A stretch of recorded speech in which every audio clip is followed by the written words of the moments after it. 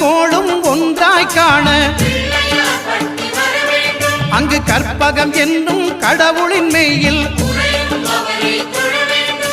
சூரியன் முதலாய் 9 கிரகமும் பலவித குணங்களை கொண்டிருக்கும் எங்கள் கற்பக தருவில் அவை வரும்போது ஒன்றாய் சேர்ந்து பலனளிக்கும்.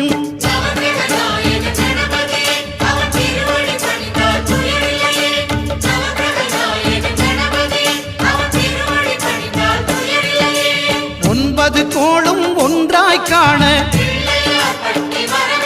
அங்கு கற்பகம் என்னும் கடவுளின் மெய்யில்